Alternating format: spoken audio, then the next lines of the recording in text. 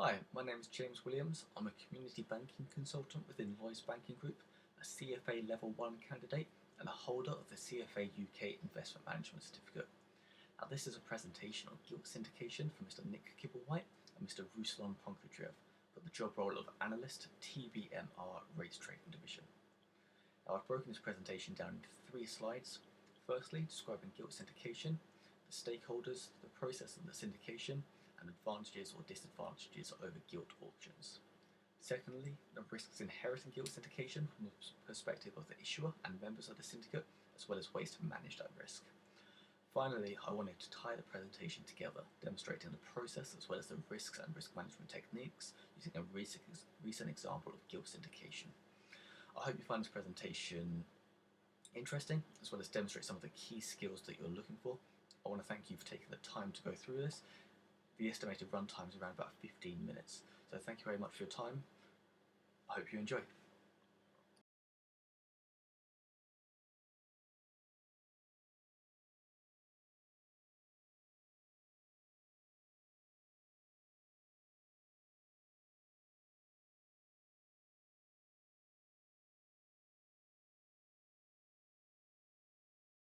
Hi, my name is James Williams.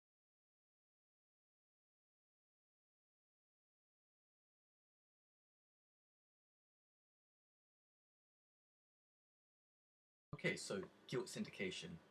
Now I've broken this slide down into 4 key areas. An introduction describing what GILT syndication is, the stakeholders to GILT syndication, the advantages and perhaps disadvantages to syndication over auction, and the process of how syndication takes place.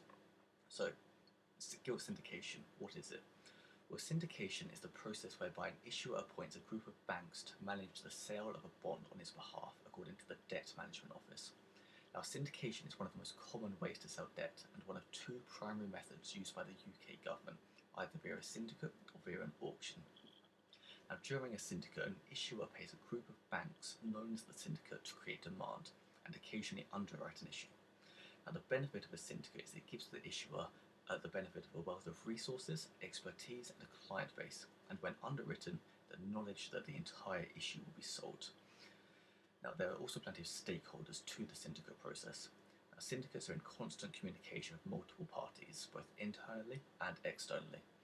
Externally, they play an advisory role to the Debt Management Office on both price discovery, market conditions, and demand, as well as in communication with potential investors with updates on the issue. Internally, there are multiple parties that contribute to the success of a syndicate. Research and development aids in the price discovery with the analysis of the yield curve as well as macroeconomic conditions. Trading desks helps in price discovery within the grey market, analysing forwards contracts where the underlying value is based on the issue. The role of the sales force is to create demand for the issue, and the credit derivatives desk helps to manage risk through swaps, including interest rate swaps and credit default swaps, allowing the syndicate to manage various aspects of its risk exposure. Now, the syndicate's got plenty of advantages as compared to an auction. Syndicates allow the issuer, the Debt Management Office, to pull the resources together of multiple institutions. Syndicates reduce credit risk to the issuer by using their expertise, resources, and client base to help create demand for the issue. In an underwritten issue, the syndicate guarantees the sale by purchasing the bonds, eliminating credit risk the issuer holds. Now, syndicates afford the issuer the flexibility to tailor each transaction to demand conditions, as these are established during the book building phase. Lead banks of the syndicates manage credit risk by joining with other banks, each agreeing to underwrite a proportion of the issue, similar to reinsurance. Now, syndicates also create an order book of investors, helping to give way to price discovery. This process helps to maintain price control, something you perhaps don't necessarily get via an auction. Now, I've broken the process of a syndicate down into 4 stages: the request for proposal, also known as the mandate, constitution of the syndicate, price discovery, and the final issuing. Now, the GILT syndication process starts with determining the funding needs, the type of bond to be issued, and how it should be sold. This is announced initially in the DMO's financing remit and later officially in a press notice. The following stage is to form the syndicate, consisting of joint book runners and co-lead managers. This is also announced via a press notice. Now, price discovery plays a key part of the syndicate process.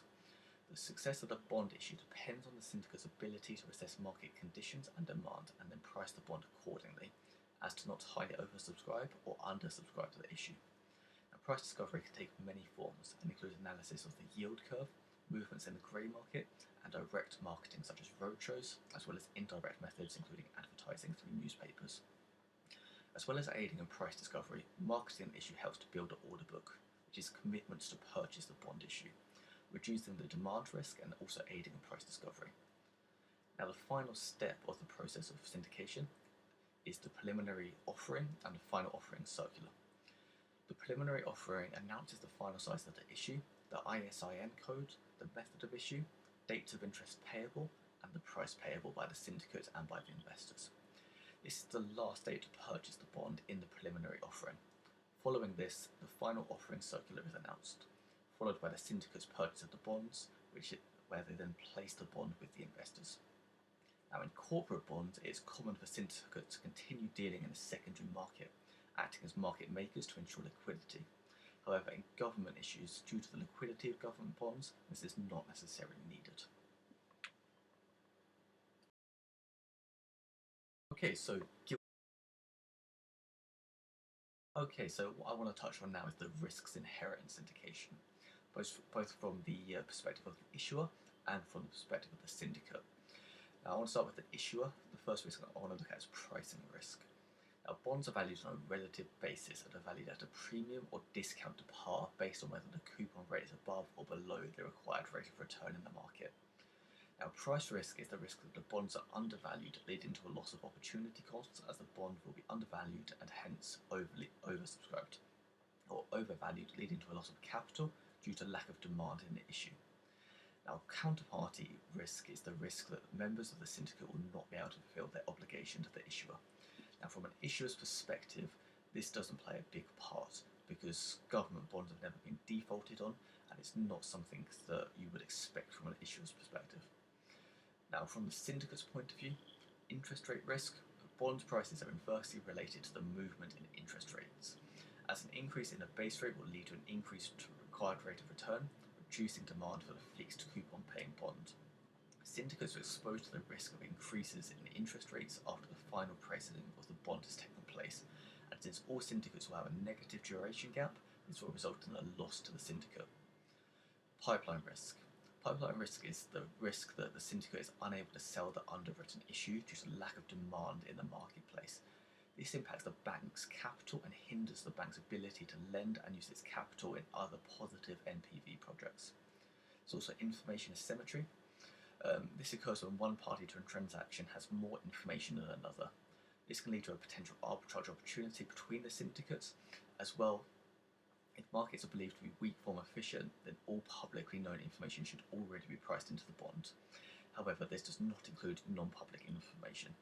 However, from the syndicate's point of view, it is in the syndicate's best interest to work together to sell the entire issue, so information asymmetry should not be an issue. There is also legal and regulatory risk. MiFID II has introduced governing rules relating to syndicates, including the monitoring of conflicts of interest, and there is a constant regulatory scrutiny from the FCA as well as the Securities Exchange Commission in the USA. Now, there are multiple ways that both the issuer and the syndicate can look to manage and transfer risk. The first one is that it's via the spread. Now, the spread is the difference between the price the syndicate pays for the issue and the price the issue is sold on to investors. Now, the spread is the profit the syndicate makes on the issue, but is also an indication of liquidity in the market. A more liquid market will have a lower spread as the syndicate believes there is less demand risk. The spread consists of the manager's fee, the underwriting fee, and the concession. Now, derivatives also play a key role in managing risk. In fact, the role of derivatives is to manage risk. Now, there's the credit default swap. A credit default swap works similarly to reinsurance. In the event of borrower default, the long of the default swap will pay the contracted amount, usually the par value of the bond, to the short of the credit default swap. This type of derivative allows for the transfer of risks to other market participants willing to take that default risk. Now, again, this doesn't play too much of a role in GILT syndications due to the fact that there's never been a default from a government bond. However, it is still something to be privy to. There are also interest rate swaps. Now, interest rate changes after the final pricing will have an impact on the profit of the syndicate. and depending on the modified duration, which is a measure of sensitivity to increase in the interest rate to the nominal value, could cause the syndicate to make a loss. Now, an interest rate swap allows the syndicate member to protect against changes in the reference rate by exchanging a floating rate, such as the rate that the gilt is indexed against, to a fixed rate, such as the reference rate.